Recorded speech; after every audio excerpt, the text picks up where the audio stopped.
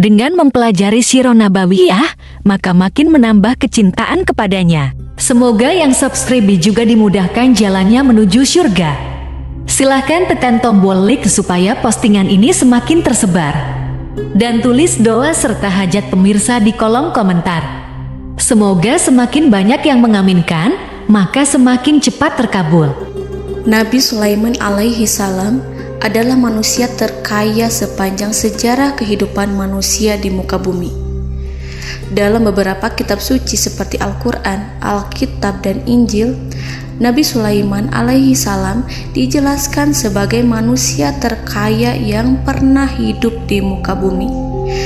Tidak ada satupun manusia yang bisa mengalahkan total kekayaannya hingga hari kiamat tiba.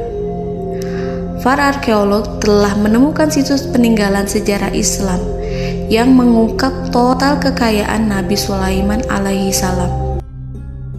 Erez bin Yosef, seorang profesor sekaligus peneliti, ia menyatakan bahwa 3.000 tahun yang lalu Nabi Sulaiman alaihi salam diperkirakan memiliki kekayaan senilai 2,2 triliun US dollar.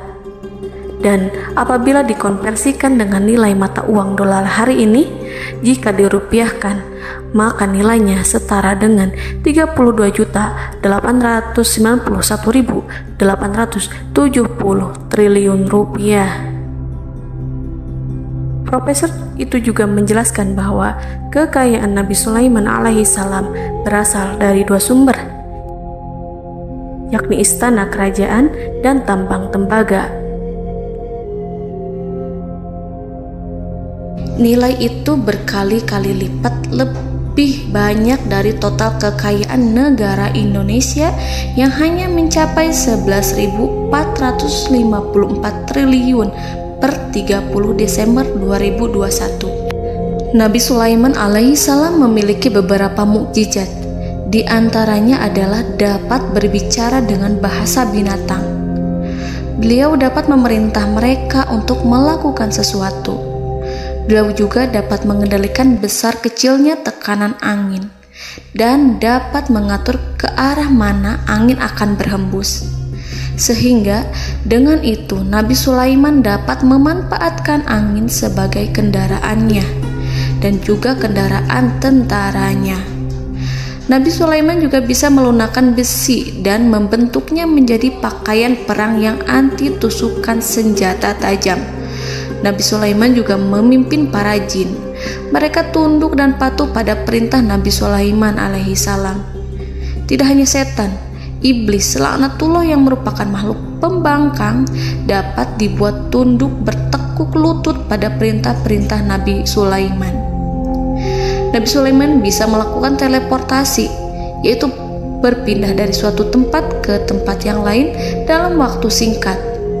Peristiwa itu dibuktikan dengan pemindahan singgasana Ratu Balqis atas perintah Nabi Sulaiman. Nabi Sulaiman dikenal sebagai raja yang adil dan bijaksana. Nabi Sulaiman diberkahi kecerdasan yang luar biasa untuk menyatu padukan segenap kekuatan yang Allah berikan kepadanya. Ia mengelola dan membawa kerajaannya menjadi kekuatan raksasa yang tak terkalahkan di masanya dengan segenap kemampuan yang dimilikinya. Tentara Nabi Sulaiman adalah tentara terkuat di bumi tanpa ada yang menandingi. Pertanyaan mendasar yang muncul kali ini adalah dari mana sumber kekayaan dan kekuatan Nabi Sulaiman alaihi salam? Untuk mendapat jawaban dari pertanyaan itu, simak video ini sampai akhir. Sebelum itu, mari bantu channel ini terus berkembang dengan cara subscribe dan nyalakan tanda loncengnya. Berikan komentar yang positif dan berikan like serta share video ini. Bismillahirrahmanirrahim. Sungguh kami benar-benar telah menganugerahkan ilmu kepada Daud dan Sulaiman.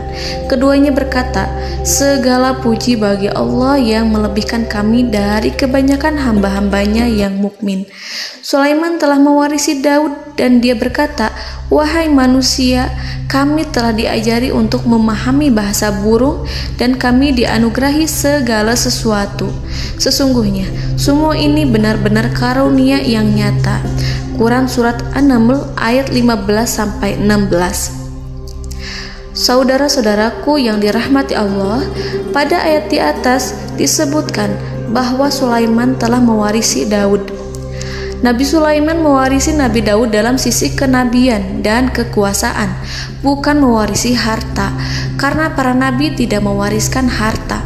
Sebab sepeninggalan mereka, harta para nabi menjadi sedekah bagi orang-orang yang ada di sekitarnya, yaitu orang-orang fakir dan orang-orang yang membutuhkan. Dan harta para nabi tidak dikhususkan bagi kalangan keluarganya. Rasulullah Shallallahu Alaihi Wasallam bersabda, "Kami para nabi tidak mewariskan." Nabi Sulaiman mewarisi kenabian dari Nabi Daud. Ini adalah hal yang jelas. Allah telah memilihnya sebagai nabi dari Bani Israel. Begitu juga Allah telah memberinya kekuasaan kerajaan sehingga ia menjadi pemimpin Bani Israel. Barangkali sesuatu yang paling penting yang diwarisi oleh Nabi Sulaiman dari Nabi Daud adalah tradisi militer. Kemajuan militer yang dahsyat telah berpindah kepada Nabi Sulaiman. Nabi Daud sebenarnya adalah seorang pengembala kambing yang sangat miskin, tetapi seiring dengan perjalanan waktu, ia menjadi komandan pasukan tiada tanding. Nabi Daud alaihi salam mengetahui bahwa kekuatan hakiki yang mengatur alam semesta adalah kekuatan Allah. Ketika Nabi Daud mengelurkan tangannya dan memegang potongan batu, lalu beliau melemparkannya dengan ketepel ke arah Jalut, kepala Jalut retak dan ambruk menghantam tanah. Ini sebagai bentuk demonstrasi kekuatan darinya. Kehadiran Nabi Daud mengubah pasukan Bani Israel, di mana mereka sebelumnya lari jika berhadapan dengan musuh. Maka kini keberadaan mereka mulai diperhitungkan di masa hidupnya. Nabi Daud mengalami peperangan yang sangat banyak, tapi Al-Quran tidak menceritakan secara terperinci. Hal itu dikarenakan karena Al-Quran adalah kitab dakwah di jalan Allah, bukan kitab sejarah. Al-Quran hanya menceritakan di dalam Al-Quran surat Shad ayat 20, "Dan kami kuatkan kerajaannya, kerajaan Daud." Ayat tersebut berarti bahwa Nabi Daud belum terkalahkan dalam peperangan yang diikutinya. Di samping dukungan yang Allah berikan kepadanya, juga pasukan dan rakyatnya, di mana mereka adalah orang-orang yang bertauhid, menyerahkan diri kepada Allah. Allah Subhanahu wa Ta'ala mengajarkan kepada Nabi Daud hal-hal yang menjadikan pasukannya memiliki keistimewaan yang dengannya mereka dapat mengalahkan pasukan-pasukan lain, pasukan-pasukan besar yang ada di bumi pada saat itu. Allah Subhanahu wa Ta'ala berfirman dalam surat Saba ayat 10, "Dan kami telah melunakkan besi untuknya." Baju besi mungkin akan menjadi masalah dalam benak kita. Ketika orang-orang yang berperang, baju besi cukup mengganggu gerakan mereka. Kita bisa membayangkan ketika ada dua orang berperang, salah satu dapat bergerak bebas, sementara yang lainnya tidak leluasa bergerak karena tertahan dengan pakaiannya. Namun, dengan kekuasaan Allah, Nabi Daud dapat melunakkan besi dan membuat baju besi yang ringan, yang mudah untuk digunakan. Ini adalah kemajuan penting yang Allah berikan kepada Nabi Daud dan tentaranya. Kemajuan itu kemudian diajarkan, diwariskan dan dimiliki oleh Nabi Sulaiman alaihi salam. Nabi Sulaiman memiliki pasukan dahsyat yang melebihi pasukan manapun di bumi saat itu, atau bahkan mungkin saat ini. Bahkan Allah menambahkan karunia-Nya kepada Nabi Sulaiman yang disebutkan dalam Al-Quran surat An-Naml ayat 16. Dan Sulaiman telah mewarisi Daud, dan dia berkata, "Wahai manusia, kami telah diberi pengertian tentang suara burung, dan kami diberi segala sesuatu. Sesungguhnya ini benar-benar suatu karunia yang nyata." Saudara-saudaraku yang dirahmati Allah, pada suatu hari Nabi Sulaiman alaihi salam menengadahkan tangannya dan berdoa kepada Allah Subhanahu wa ta'ala. Antara hati Nabi dan Allah tidak ada penghalang, tidak ada jarak, tidak ada sekatan waktu, tidak ada satupun dari para nabi yang berdoa kepada Allah kecuali doanya pasti dikabulkan. Doa Nabi Sulaiman alaihi salam direkam dalam Al-Quran surat Shad ayat 35. Nabi Sulaiman berkata, "Ya Tuhanku, ampunilah aku, anugerahkanlah kepadaku kerajaan yang tidak dimiliki oleh seorang pun sesudahku." Nabi Sulaiman menginginkan dari Allah sesuatu kerajaan yang belum pernah diperoleh oleh siapapun setelahnya. Allah Subhanahu wa ta'ala mengabulkan doa Nabi Sulaiman dan memberinya kerajaan tersebut. Nabi Sulaiman mewarisi kekuasaan, kenabian, hikmah ilmu dari Nabi Daud alaihi salam. Orang-orang menyebut Nabi Sulaiman Al-Hakim, Sulaiman yang bijaksana. Kebijaksanaan Nabi Sulaiman tidak terbatas pada keadilannya di tengah-tengah manusia dan juga kasih sayangnya kepada mereka. Namun, kebijaksanaan Nabi Sulaiman juga berlaku di kalangan burung dan binatang lainnya. Nabi Daud juga mengenal bahasa burung, tetapi Nabi Sulaiman dapat berbicara dengan bahasa burung. Bahkan, ia dapat menggantikannya sebagai pembantunya. Ketika Nabi Daud bertasbih di gunung, burung-burung serta binatang buas ikut bertasbih bersamanya. Bahkan angin pun berhenti untuk mendengarkan tasbih itu.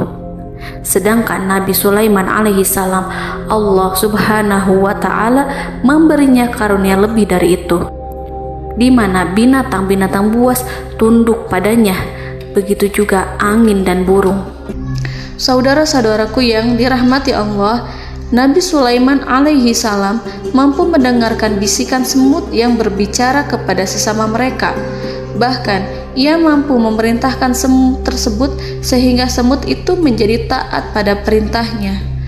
Pasukan Nabi Sulaiman memiliki kekuatan yang sangat dahsyat. Belum pernah ada di dunia ini satu pasukan pun yang memiliki kekuatan seperti itu. Kekuatan Nabi Sulaiman berasal dari beberapa kombinasi yang sangat mengagumkan, sehingga karenanya ia tidak dapat tertandingi. Kekuatan itu terdiri dari manusia, binatang-binatang, jin, dan lain sebagainya. Kita mengetahui bahwa jin adalah makhluk Allah dan manusia tidak mampu melihatnya atau menghadirkannya atau meminta pertolongan kepadanya. Sedangkan Nabi Sulaiman telah diberi Allah suatu kemampuan untuk menundukkan jin, memperkerjakan mereka sebagai tentara di tengah-tengah peperangan. Bahkan ia mampu menjadikan mereka sebagai pekerja-pekerja kasar di kerajaannya saat tidak ada peperangan. Oleh sebab itu, ketika ada pasukan lain yang mencoba melawan pasukan Nabi Sulaiman, mustahil mereka akan mendapatkan kemenangan. Bahkan pasukan Nabi Sulaiman diperkuat oleh pasukan burung. Burung di pasukan Nabi Sulaiman memerankan tugas penting, yaitu menjadi agen intelijen. Kita mengetahui bahwa peranan informasi saat peperangan adalah hal yang penting. Dari informasi tersebut, pasukan dapat mengetahui keadaan lawannya. Demikianlah peranan burung pada pasukan Sulaiman. Ia terbang di tengah-tengah musuh. Kemudian, ia kembali kepada Nabi Sulaiman untuk menyampaikan berita tentang keadaan lawannya. Di samping jin dan burung, Allah juga menundukkan angin untuk Nabi Sulaiman. Nabi Sulaiman dapat memerintahkan angin dan ia mampu untuk menaiki angin tersebut. Dalam Al-Quran surat Shad ayat 36-40, Allah Subhanahu wa ta'ala berfirman, "Kami tundukkan kepada angin yang berhembus dengan baik menurut kemana saja yang dikehendaki Sulaiman. Dan kami tundukkan pula kepadanya setan-setan, semuanya ahli bangunan dan penyelam, dan setan yang lain yang terikat dalam belenggu. Inilah anugerah kami, maka berikanlah kepada orang lain atau tahanlah untuk dirimu tanpa perhitungan, dan sesungguhnya dia mempunyai kedudukan yang dekat pada sisi kami dan tempat kembali yang baik." Saudara-saudaraku yang dirahmati Allah, Allah Subhanahu wa Ta'ala juga memberikan kemampuan yang tak seorang pun dari para nabi mendapatkannya, yaitu kemampuan untuk memerintah setan. Setan adalah salah satu bagian dari jin. Ia adalah kelompok yang celaka dari bangsa jin. Kelompok ini sebenarnya tidak mampu dikuasai oleh manusia. Bahkan jin yang soleh tidak dapat mengatur setan. Adapun Nabi Sulaiman, Allah telah memberinya kekuasaan untuk menundukkan setan dan mempekerjakannya, bahkan mengikatnya dengan rantai serta menghukumnya jika ia menentang pada perintahnya. Setan membangun untuk Sulaiman istana-istana, patung-patung dan alat-alat perang. Bahkan setan-setan itu menyelam ke dasar lautan untuk mengeluarkan permata dan yakut untuk Sulaiman. Jika di antara setan yang menentang perintahnya, maka Nabi Sulaiman alaihi salam mengikatnya dengan rantai. Ini semua menunjukkan kekayaan Nabi Sulaiman dan kekuasaannya, di mana ia mampu mengatur banyak makhluk di bumi ini. Tentu saja, kemampuan itu semua adalah atas izin dari Allah Subhanahu wa Ta'ala sebagai mukjizat darinya. Allah Subhanahu wa Ta'ala berfirman dalam Al-Quran surat Saba ayat 12, dan sebagian dari jin adalah yang bekerja di hadapannya di bawah kekuasaannya dengan izin Tuhannya, dan siapa yang menyimpang di antara mereka dari perintah kami, maka kami rasakan kepadanya azab neraka yang apinya menyala-nyala. Para jin itu membuat untuk Sulaiman apa yang dikehendakinya, dari gedung-gedung yang tinggi, patung-patung, dan piring-piring yang besarnya seperti kolam, atau periuk yang tetap berada di atas tungku. Saudara-saudaraku yang dirahmati Allah, Nabi Sulaiman yang bijaksana adalah penguasa yang tak tertandingi di muka bumi. Meskipun memperoleh nikmat-nikmat khusus yang agung itu yang Allah berikan kepada Sulaiman, beliau tetap menunjukkan dirinya sebagai manusia yang paling banyak berzikir kepada Allah dan manusia yang paling banyak bersyukur di zamannya. Saudara-saudaraku yang dirahmati Allah, sebagaimana Allah Subhanahu wa Ta'ala memberikan nikmat kepada ayahnya Nabi Daud alaihi salam, di mana ia mampu melunakkan besi, dan Allah mengajarinya bagaimana cara mencairkan besi, maka Nabi Sulaiman alaihi salam dapat memanfaatkan tembaga yang cair untuk peperangan. Dan juga di saat perdamaian, pada saat peperangan, beliau mencampur tembaga dengan besi dan menjadikannya perunggu. Mereka menggunakan senjata-senjata perunggu dalam peperangan seperti pedang, baju besi, dan juga pisau. Senjata-senjata ini adalah senjata yang paling kuat pada saat itu. Sedangkan di saat damai, tembaga digunakan untuk membuat bangunan, perhiasan, dan sebagainya. Meskipun Nabi Sulaiman mendapatkan nikmat yang besar dan karunia yang khusus, Allah Subhanahu wa Ta'ala mengujinya dengan suatu ujian yang dahsyat. Ujian yang akan selalu datang kepada seorang hamba yang soleh. Ketika hamba itu mendapatkan kedudukan besar, maka ujiannya pun menjadi besar. Allah Subhanahu wa Ta'ala menguji Nabi Sulaiman dengan penyakit. Diceritakan oleh Fahru Roji, Nabi Sulaiman diuji dengan suatu penyakit yang keras, di mana kedokteran saat itu tidak dapat dan tidak mampu mengatasinya. Sakitnya Nabi Sulaiman sangat keras sehingga para dokter dari kalangan manusia ataupun jin tidak mampu menghilangkan penyakit itu. Lalu burung-burung menghadirkan rumput-rumput yang dianggapnya sebagai obat, tetapi Nabi Sulaiman tak kunjung sembuh. Semakin hari penyakit Nabi Sulaiman semakin menjadi-jadi, sehingga ketika Nabi Sulaiman duduk di atas kursi, ia duduk bagaikan tubuh tanpa roh. Seakan-akan ia mati karena saking keras penyakit yang dideritanya. Sakit yang diderita oleh Nabi Sulaiman alaihi salam berlangsung sangat lama. Namun Nabi Sulaiman tidak henti-hentinya berzikir kepada Allah dan meminta kesembuhan kepadanya, serta selalu beristighfar dan mengungkapkan rasa cinta kepadanya. Selesailah ujian Allah terhadap hambanya Nabi Sulaiman. Beliau pun sembuh Nabi Sulaiman merasakan kembali kesehatannya setelah ia mengetahui segala kejayaan dan segala kekuasaan serta segala kebesarannya tidak lagi mampu menghilangkan penyakit yang dideritanya kecuali jika Allah menghendaki. Saudara-saudaraku yang dirahmati Allah, Nabi Sulaiman telah membangun tempat ibadah, tempat sujud, sehingga manusia menyembah Allah di dalamnya. Orang-orang yang membangunnya berjumlah puluhan ribu orang. Tentu setiap kelompok dari mereka memiliki pekerjaan masing-masing. Di antara mereka ada yang mencairkan tembaga, di antara mereka ada yang tukang pahat, ada yang tukang ukir, ada yang membelah batu, ada yang memotong kayu, ada yang mendatangkan rumput-rumput dari Libanon, ada yang mendatangkan emas dan menjadikannya lempengan-lempengan yang mengkilat untuk menutupi kayu serta untuk melapisi dinding-dinding. Bahkan golongan jin pun membantu membangun tempat tersebut, tentu dengan perintah dan bimbingan Nabi Sulaiman. Mereka membuat patung-patung yang besar, membuat bejana yang besar untuk tempat makan para tentara dan pekerja, yaitu bejana seperti gunung. Karena saking berat dan besarnya, mereka juga membuat tempat-tempat minum yang besarnya seperti kolam.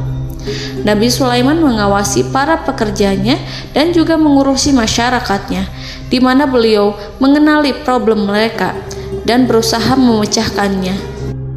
Beliau juga mengawasi pasukan dari kalangan binatang dan burung.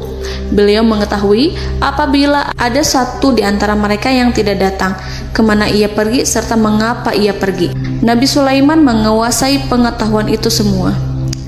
Nabi Sulaiman bukan hanya mengetahui problem tentara-tentaranya dari kalangan manusia ataupun tentaranya dari kalangan burung, namun ia juga menunjukkan kasih sayang terhadap semut, di mana beliau mendengar bisikannya dan tidak suka untuk menginjaknya.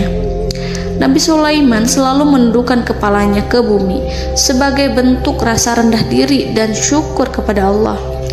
Pada suatu hari, Nabi Sulaiman alaihi salam berjalan di depan tentaranya dan tiba-tiba ia mendengar suara semut yang berkata kepada temannya dari kalangan semut.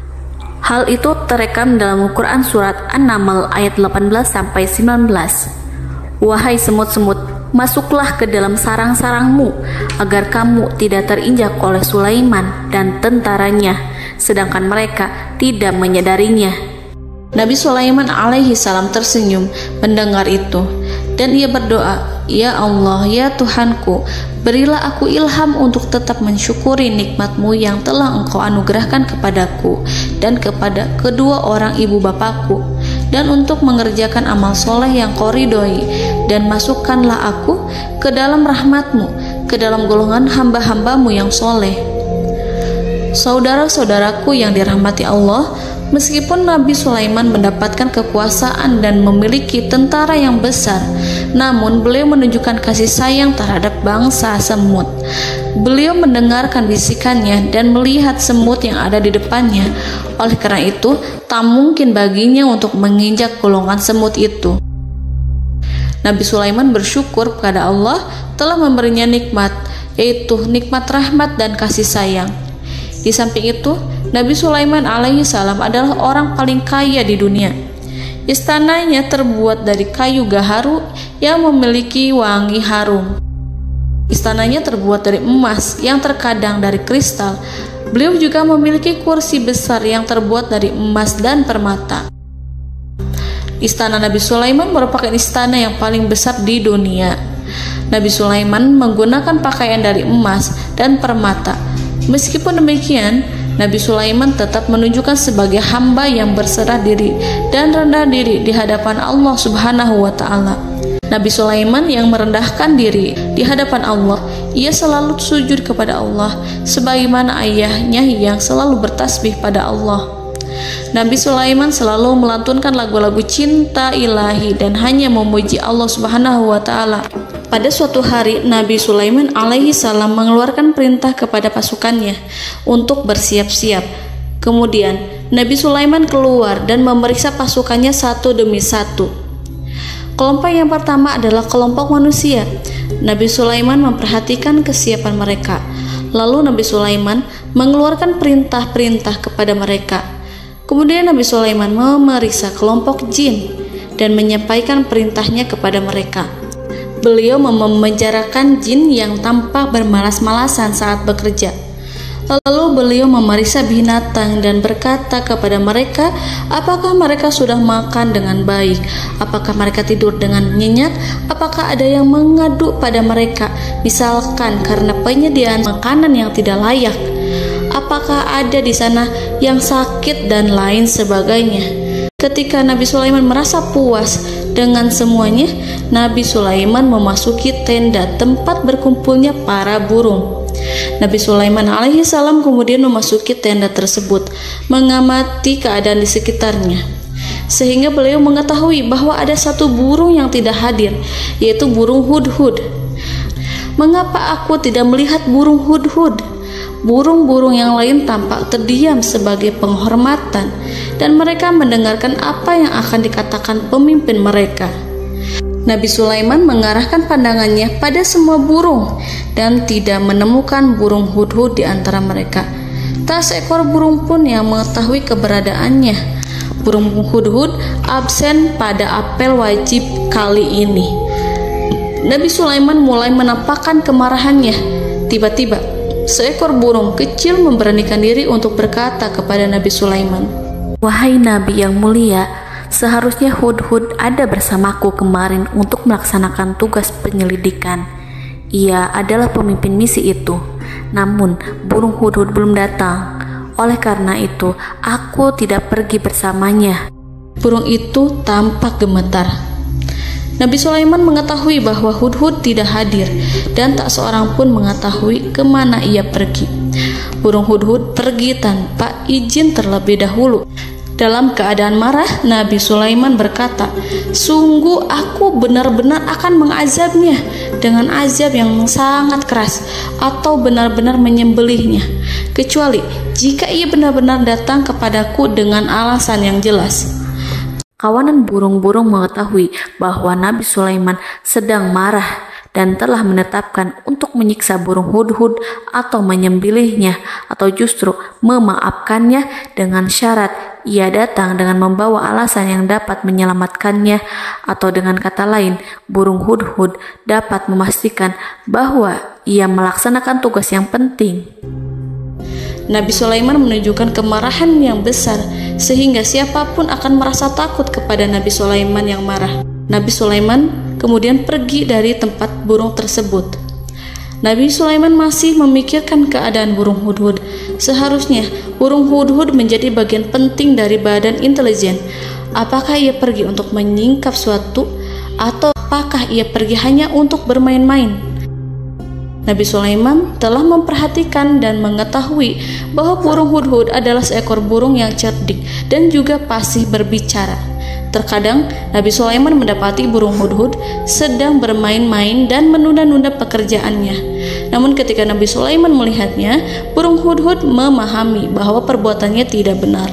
Oleh karena itu, ia tidak boleh menyampur adukan antara waktu serius dan waktu bermain.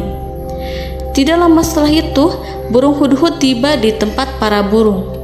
Burung-burung yang lain berkata kepadanya, "Wahai hudhud, pergilah engkau ke tempat Nabi Sulaiman. Jika ia mengetahui bahwa engkau telah sampai, jiwamu benar-benar terancam." Mendengar itu, burung hudhud segera beranjak. Ia terbang menemui Nabi Sulaiman. Pada waktu itu, Nabi Sulaiman sedang duduk bersama tentaranya yang lain. Burung hudhud berdiri. Ia telah merencanakan untuk memulai pembicaraan dengan Nabi Sulaiman sebelum Nabi Sulaiman bertanya kepadanya kemana dia pergi. Ini sebagai bukti bahwa hudhud telah melaksanakan suatu tugas yang penting. Dalam Al-Quran Surat An-Naml ayat 22, burung hudhud berbicara, "Aku telah mengetahui sesuatu yang kamu belum mengetahuinya, dan kubawa kepadamu dari negeri Saba suatu berita penting yang diyakini seakan-akan burung hudhud hendak berkata, 'Aku adalah hudhud yang miskin, tapi aku mengetahui apa yang tidak engkau ketahui, dan aku telah datang kepadamu dari kerajaan Saba dengan membawa berita yang sangat penting.'" Nabi Sulaiman tampak terdiam menunggu hudhud menyelesaikan kisahnya. Dalam surat An-Naml ayat 23-24, burung hudhud berkata, Sesungguhnya aku menjumpai seorang wanita yang memerintah mereka. Dia dianugerahi segala sesuatu serta mempunyai singgasana yang besar. Aku mendapati dia dan kaumnya menyembah matahari selain Allah. Dan setan-setan telah menjadikan mereka memandang indah perbuatan-perbuatan mereka, lalu menghalangi mereka dari jalan Allah, sehingga mereka tidak mendapat petunjuk. Burung hudhud diam. Nabi Sulaiman merasa bahwa hudhud menunjukkan kepasihan lisannya. Nabi Sulaiman berkata dalam Quran surat An-Naml ayat 27 sambil menunjukkan senyum manisnya. Nabi Sulaiman berkata, "Akan kami lihat apakah kamu benar wahai hudhud, ataukah kamu termasuk orang-orang yang berdusta." Seakan-akan burung hudhud ingin mengatakan, "Aku tidak berbohong, wahai Nabi yang mulia." Namun diamnya Sulaiman membuat takut sehingga burung hudhud terdiam. Nabi Sulaiman terdiam karena berpikir, lalu ia memutuskan sesuatu setelah itu. Beliau melihat kepada lainnya dan meminta secari kertas. Nabi Sulaiman menulis surat singkat dan menyerahkannya kepada hudhud serta memerintahkan kepadanya seperti yang dikatakan dalam Quran surat An-Naml ayat 28. "Pergilah dengan membawa suratku ini, lalu jatuhkanlah kepada mereka, kemudian berpalinglah dari mereka, lalu perhatikanlah apa yang mereka bicarakan." Al-Quranul Karim hanya menceritakan dalam Quran surat An-Naml bagaimana perginya hudhud dan bagaimana ia menyerahkan surat itu. Lalu Al-Quran langsung menyebut keadaan kerajaan Balqis yang saat itu sedang membaca surat di depan para pembesar kerajaan dan para menterinya. Dalam Al-Quran surat An-Naml ayat 29-31 berkatalah Balqis, "Wahai pembesar-pembesar, sesungguhnya telah dijatuhkan kepadaku sebuah surat yang mulia. Sesungguhnya surat ini dari Sulaiman, dan sesungguhnya isinya dengan menyebut nama Allah yang Maha Pengasih lagi Maha Penyayang, bahwa janganlah kalian berlaku sombong terhadapku, dan datanglah kepadaku sebagai orang yang berserah diri." Saudara-saudaraku yang dirahmati Allah, dalam surat tersebut Nabi Sulaiman menyebutkan supaya mereka menyerahkan diri dan tunduk kepada perintah Nabi Sulaiman. Nabi Sulaiman memerintahkan agar mereka meninggalkan penyembahan terhadap matahari. Nabi Sulaiman tidak mempersoalkan akidah mereka dan tidak memuaskan mereka dengan apapun. Nabi Sulaiman hanya memerintahkan bahwa ia berada di atas kebenaran. Bukankah ia didukung kekuatan yang berlandaskan keyakinan yang dimilikinya? Nabi Sulaiman hanya memerintahkan mereka agar tunduk dan patuh kepadanya. Ratu Sabak menyampaikan surat tersebut di tengah-tengah kaumnya. Dalam Quran surat An-Naml ayat 32 dijelaskan, "Dan berkatalah Balqis, wahai para pembesar, berilah aku pertimbangan dalam urusanku ini. Aku tidak pernah memutuskan sesuatu persoalan sebelum kamu berada dalam majelisku." Saudara-saudaraku yang dirahmati Allah, para pembesar istana Balqis menentang surat tersebut. Isi surat itu membangkitkan kesombongan kaum Sabak, di mana mereka merasa lebih kuat. Mereka mengetahui bahwa di sana ada seorang yang mencoba menentang mereka dan mengisyaratkan peperangan kepada mereka. Lalu ia meminta kepada mereka untuk memenuhi syarat-syaratnya sebelum terjadinya peperangan dan kekalahan. Dalam surat An-Naml ayat 33, mereka menjawab, "Kita adalah orang-orang yang memiliki kekuatan dan juga memiliki keberanian yang sangat besar dalam peperangan. Dan keputusan berada di tanganmu, wahai rajaku. Maka pertimbangkanlah apa yang akan kamu perintahkan." Saudara-saudaraku yang dirahmati Allah, para pembesar kaum Sabak seakan ingin berkata, "Kita siap untuk melaksanakan perang." Tampaknya ratu itu memiliki kebijakan yang lebih baik dari pembesar kaumnya. Surat Sulaiman itu membuatnya berpikir lebih jernih dan lebih berhati-hati. Ia berusaha sebisa mungkin menghindari peperangan. Ratu itu berpikir dalam tempo yang lama. Nama Sulaiman tidak diketahuinya dan ia pun belum pernah mendengarnya. Oleh karena itu, Ratu kaum Sabak tidak mampu mengetahui dan mendeteksi seberapa besar kekuatan Nabi Sulaiman. boleh jadi Nabi Sulaiman memiliki kekuatan yang dahsyat sehingga ia mampu memerangi kekuasaannya dan mengalahkannya. Kemudian ratu memperhatikan apa yang ada di sekelilingnya. Ia melihat kemajuan masyarakatnya dan juga kekayaannya. Barangkali ia mengira bahwa Nabi Sulaiman iri terhadap kemajuan dan kekayaannya itu, sehingga Nabi Sulaiman ingin menyerangnya. Setelah mempertimbangkan isi surat Nabi Sulaiman dengan cermat, Ratu Saba memilih untuk tidak bersikap ceroboh dan bodoh. Ratu lebih suka untuk menggunakan bahasa kelembutan. Ia mengirim kepada Nabi Sulaiman suatu hadiah yang besar. Ratu mengira bahwa Nabi Sulaiman seorang yang ambisius, yang boleh jadi ia telah mendengar tentang kekayaan kerajaan Saba. Para utusan pergi dengan membawa hadiah dari Ratu Saba. Ratu berharap agar mereka dapat memasuki kerajaan Nabi Sulaiman dan akan mengetahui kondisi kerajaannya. Saat mereka pulang, Ratu ingin mendengar secara langsung dari mereka tentang bagaimana keadaan kaum Nabi Sulaiman dan pasukannya. Setelah mendapatkan informasi yang cukup, maka Ratu Balqis dapat membuat sesuatu keputusan yang tepat. Ratu menyembunyikan apa yang terlintas dalam pikirannya, lalu ia berbicara kepada pembesar istananya bahwa ia dapat menyingkap niat jahat Raja Sulaiman melalui cara mengirimkan hadiah kepadanya. Ratu lebih memilih cara tersebut dan menunggu reaksi dari Nabi Sulaiman. Ratu berhasil memuaskan para pembesar istana, dan untuk sementara ia menghilangkan ide untuk berperang. Karena para raja jika menyerang suatu desa, maka pemimpin desa tersebut adalah orang yang paling banyak mendapatkan kehinaan. Akhirnya, para pembesar kaumnya merasa puas dengan pikiran Ratu Balqis. Saudara-saudaraku yang dirahmati Allah, dalam surat An-Naml ayat 34-35 dijelaskan, Ratu Balqis berkata, "Sesungguhnya raja-raja apabila memasuki suatu negeri, niscaya mereka akan membinasakannya dan menjadikan penduduknya yang mulia menjadi hina. Dan demikian pula lah yang akan mereka perbuat. Dan sesungguhnya aku akan mengirim utusan kepada mereka dengan membawa hadiah, dan aku akan menunggu apa yang akan dibawa kembali oleh utusan itu." Kemudian sampailah hadiah dari Ratu Balqis kepada Nabi Sulaiman. Para intelijen Nabi Sulaiman memberitahunya bahwa utusan Balqis datang dengan membawa hadiah. Nabi Sulaiman langsung mengetahui bahwa Ratu Balqis itu sengaja mengirim orang-orangnya untuk mengetahui atau untuk mendapatkan informasi tentang kekuatannya.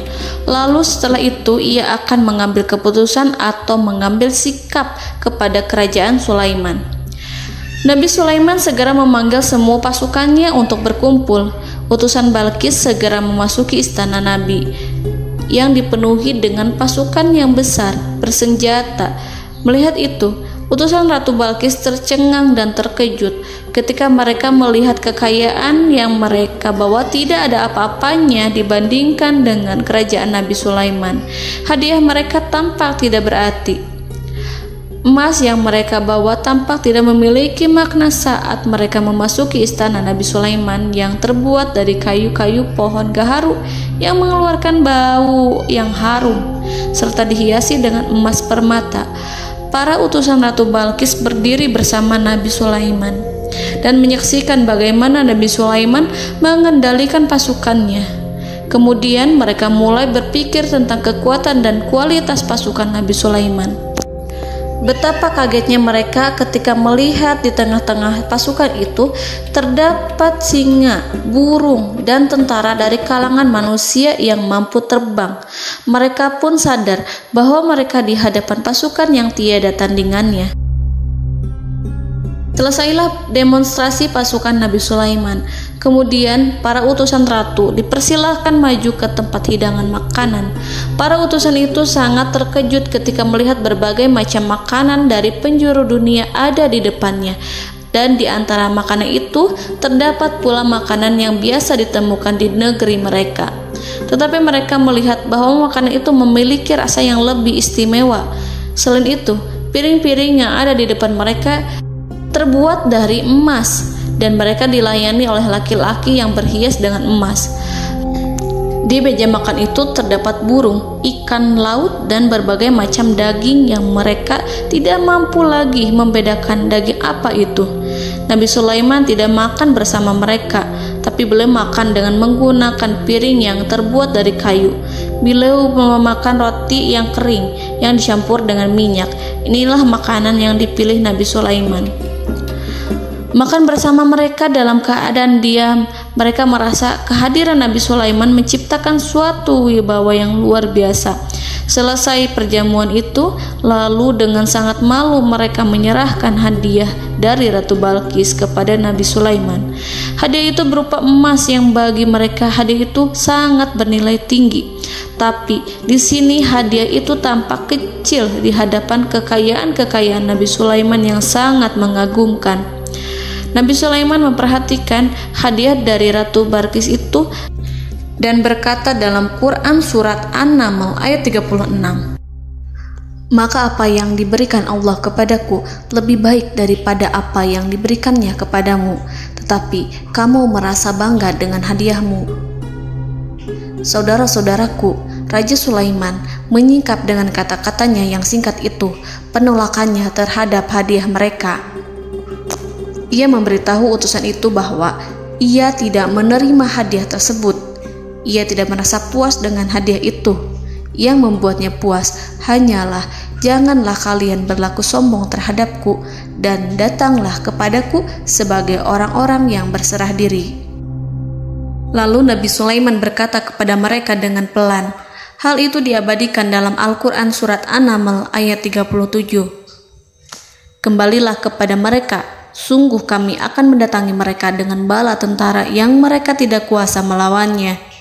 Dan pasti kami akan mengusir mereka dari negara itu, yaitu negeri Saba, dengan terhina.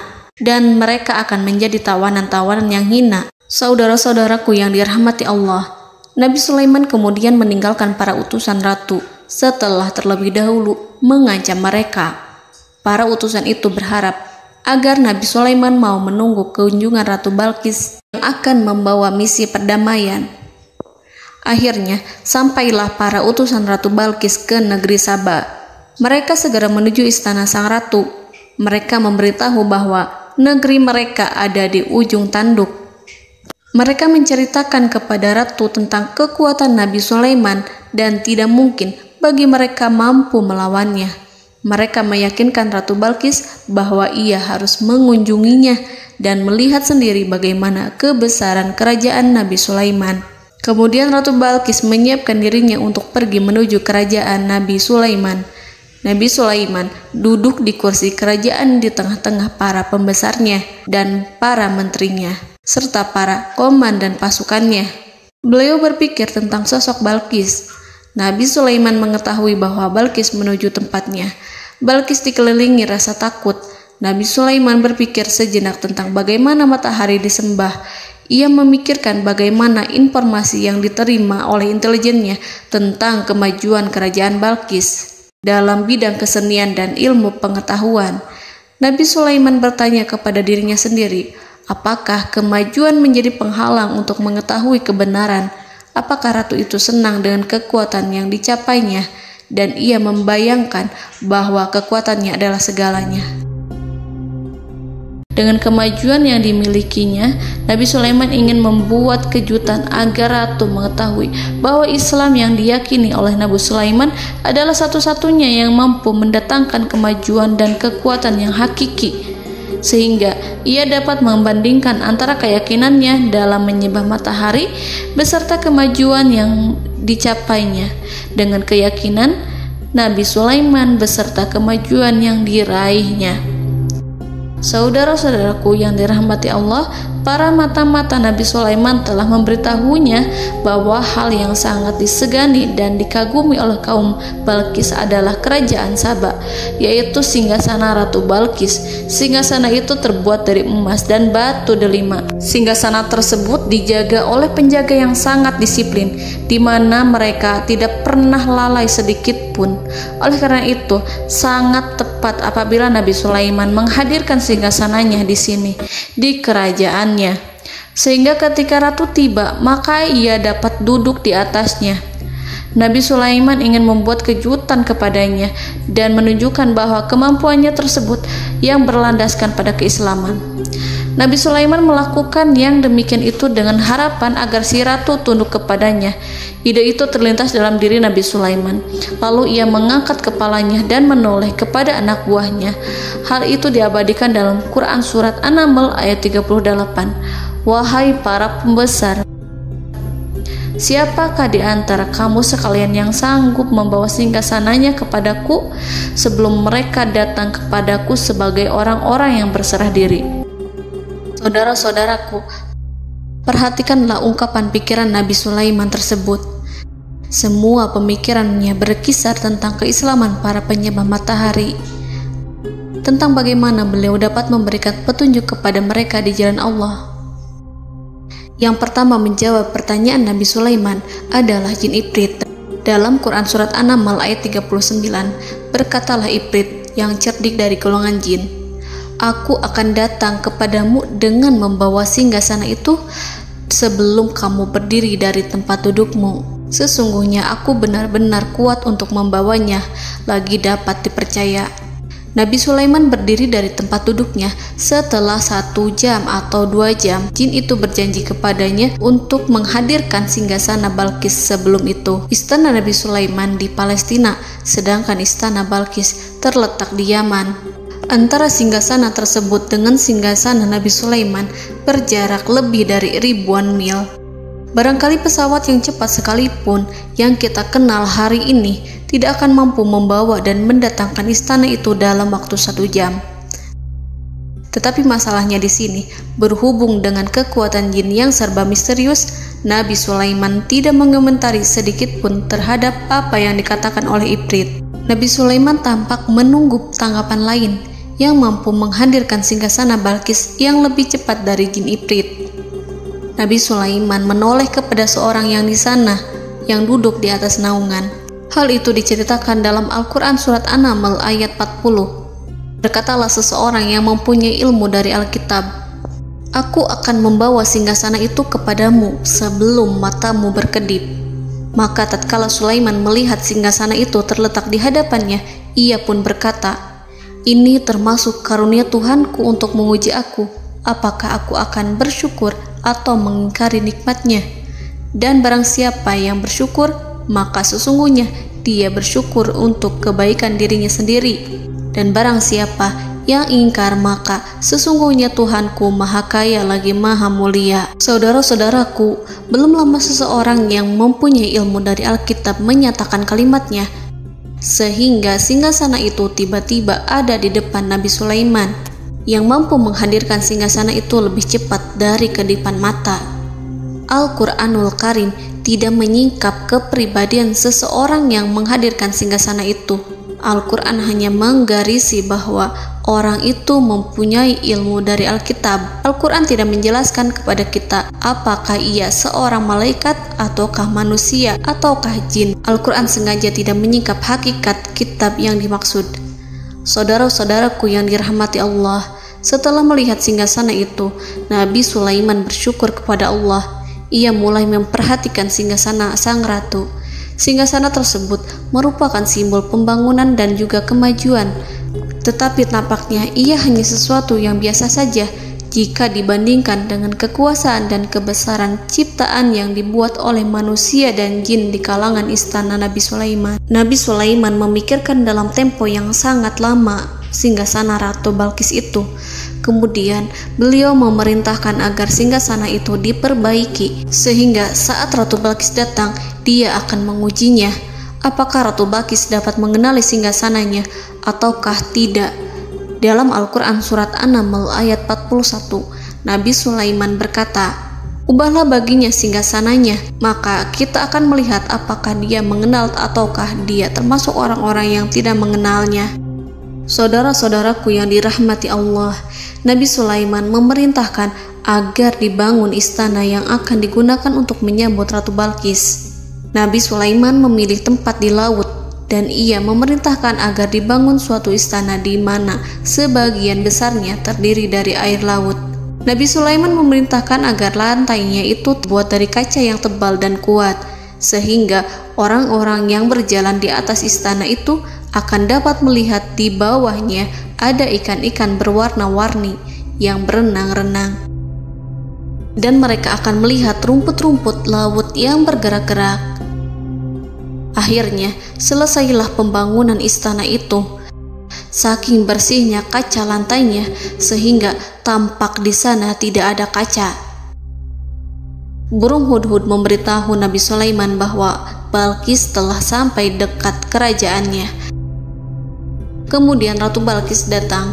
Al-Quran tidak menyebutkan keadaan Nabi Sulaiman saat menyambut Balqis, namun Al-Quran menunjukkan dua sikap Ratu Balqis.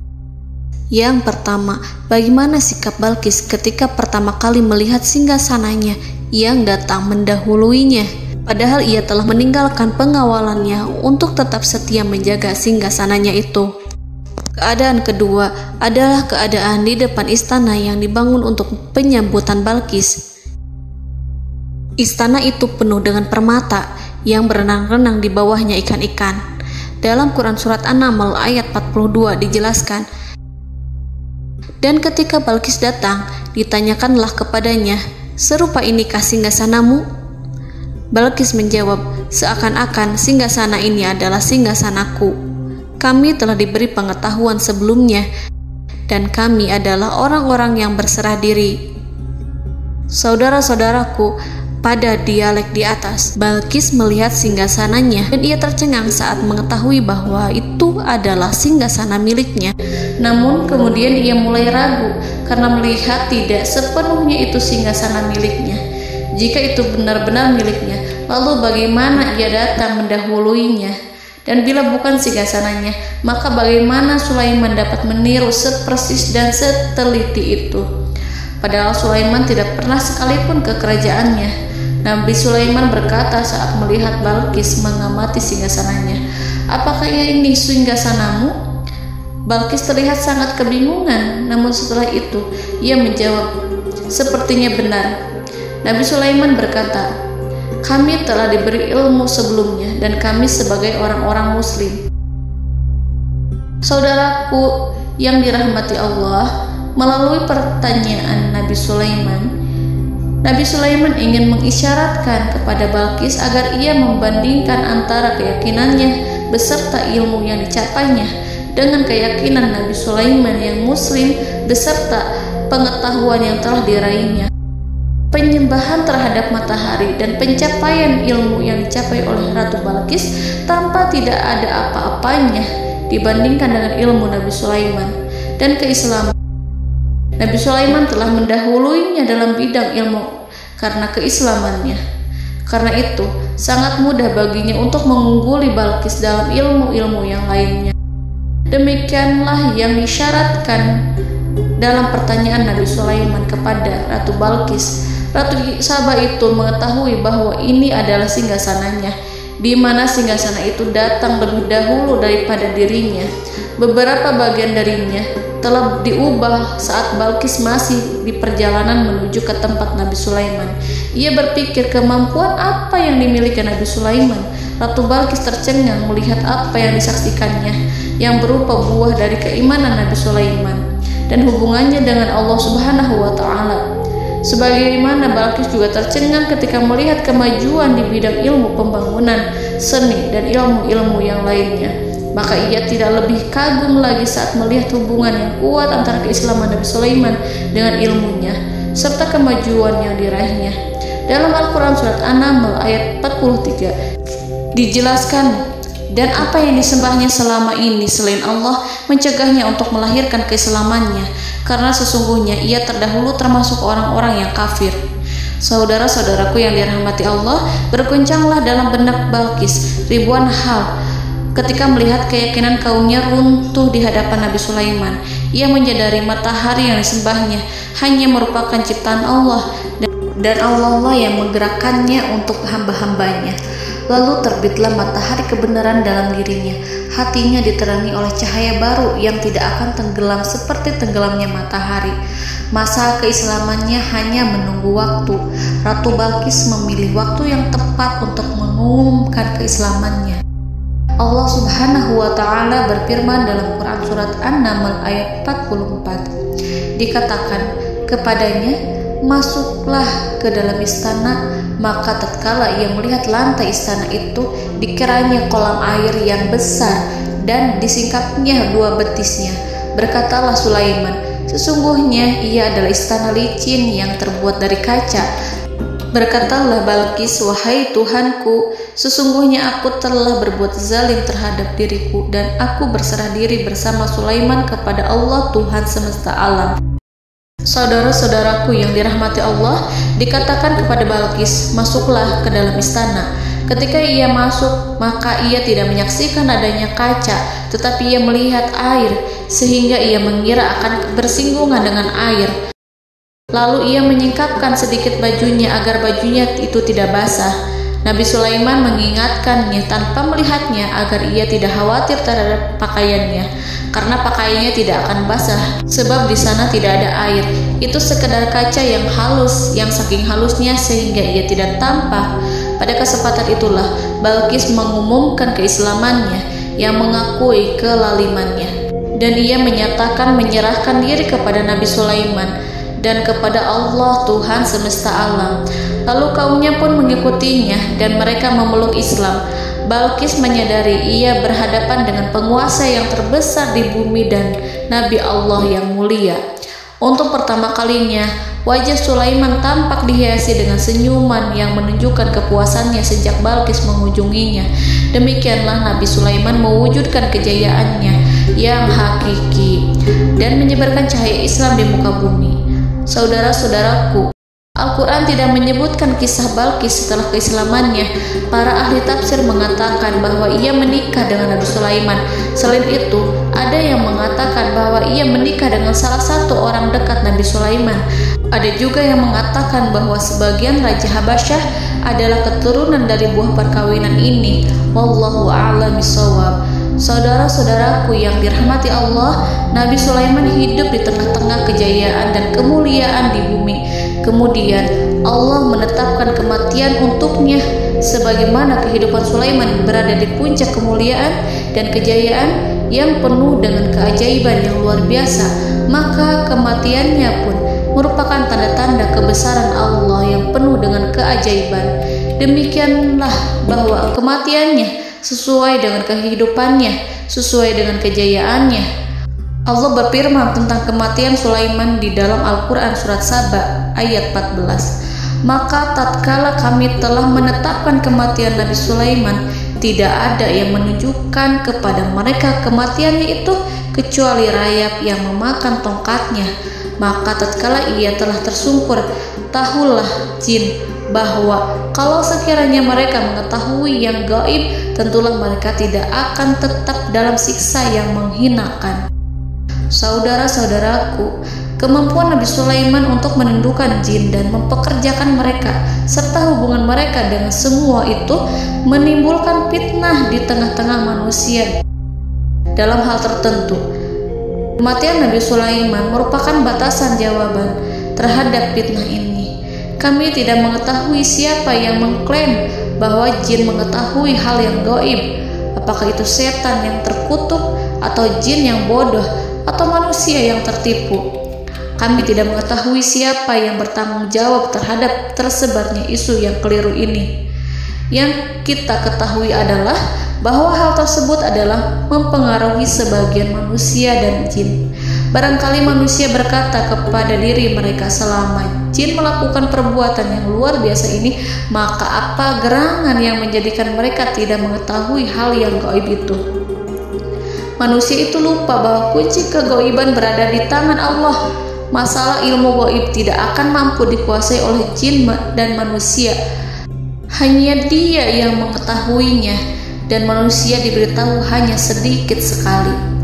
Saudara-saudaraku yang dirahmati Allah, seakan-akan Allah telah merencanakan bahwa kematian Sulaiman bertujuan untuk menghancurkan pemikiran itu, yaitu pemikiran bahwa jin mengetahui hal-hal yang gaib. Jin bekerja untuk Nabi Sulaiman selama beliau hidup, dan tatkala beliau meninggal, maka tugas mereka menjadi bebas. Nabi Sulaiman meninggal tanpa diketahui oleh jin, sehingga mereka tetap bekerja untuk mereka, tetap mengabdi kepada Sulaiman. Seandainya mereka mengetahui hal yang gaib, niscaya mereka tidak akan meneruskan pekerjaan mereka. Saudara-saudaraku, pada suatu hari Nabi Sulaiman memasuki mihrabnya untuk itikaf ibadah dan beribadah kepada Allah. Tak seorang pun yang berani mengganggu khalwatnya. Mihrab Sulaiman terletak di puncak gunung dan dindingnya terbuat dari permata. Pada suatu hari, Nabi Sulaiman duduk bersandar pada tongkatnya dan ia tampak tenggelam dalam tafakur. Beliau berzikir pada Allah hingga rasa kantuk menguasainya. Lalu setelah itu malaikat maut menemuinya. Nabi Sulaiman pun meninggal. Beliau bersandar kepada tongkatnya. Jin melihatnya dan mengira bahwa beliau sedang sholat, sehingga mereka pun terus melanjutkan pekerjaannya. Berlalulah hari demi hari yang panjang. Datanglah rayap, yaitu semut kecil yang memakan kayu. Hewan itu mulai memakan tongkat Nabi Sulaiman. Rayap itu tampak lapar. Sebagian dari tongkat Nabi Sulaiman dimakan beberapa hari oleh rayap itu. Ketika yang dimakannya semakin bertambah, maka tongkat itu pun menjadi rusak dan kemudian jatuh dari tangan Nabi Sulaiman alaihi salam. Tubuh mulia itu kehilangan keseimbangan dan kemudian jatuh terhempas di bumi. Tatkala tubuh suci itu tersungkur, maka manusia segera menuju ke arahnya. Mereka menyadari dan mengetahui bahwa Nabi Sulaiman telah meninggal dalam waktu yang lama. Jin menyadari bahwa mereka tidak mengetahui hal yang gaib, dan manusia pun mengetahui hakikat ini. Seandainya jin mengetahui hal yang gaib, niscaya ia tidak akan meneruskan siksa yang hina. Mereka tidak akan bekerja kepada Sulaiman. Demikianlah Nabi Sulaiman alaihi salam meninggal dalam keadaan duduk dan sholat di mihrabnya. Lalu berita itu tersebar bagaikan api di bumi. Manusia, burung, dan binatang buas mengantarkan jenazah Nabi Sulaiman. Sekawanan burung tampak sedih dan menangis. Semua makhluk bersedih. Akhirnya tak seorang pun mengetahui bahasa burung di bumi. Meninggallah seorang yang memahami pembicaraan burung, binatang-binatang, jin, dan lain sebagainya. Burung-burung itu berkata, betapa beratnya kehidupan di tengah orang-orang yang tidak mengetahui pembicaraan kita. Allahu a'lam.